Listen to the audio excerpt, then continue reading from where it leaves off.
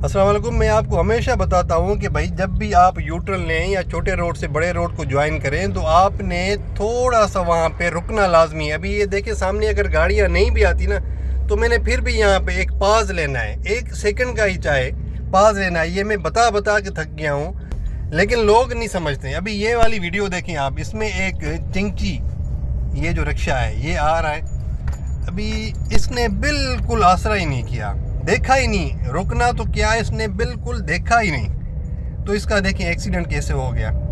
ये जाके बेचारा उड़ के उधर लगा है और कार की हालत देखें, चिंची की हालत देखें, बंदे की हालत देखें। तो ये सीन आपके साथ अल्लाह ना करे, खुदा ना खास्ता हो जाए। इससे बेहतर ये है कि भाई आप जब भी छोटे रोड से बड़े रोड को ज्वाइन करते हैं या यू टर्न लेते हैं तो वहाँ पे ये जो ट्रैफिक रूल्स बनाए जाते हैं ना, ये आपकी बेहतरी के लिए बनाए जाते हैं। अगर ये बंदा 1 सेकंड के लिए वहाँ पे रुक जाता तो इसका इतना बड़ा एक्सीडेंट नहीं होता। अभी ये पता नहीं मर गया या बच गया, मुझे नहीं पता।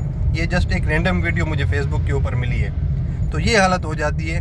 तो आपने हमेशा ध्यान रखना है रोड को ज्वाइन करते वक्त। Thank you very much. अल्लाह हाफिज़।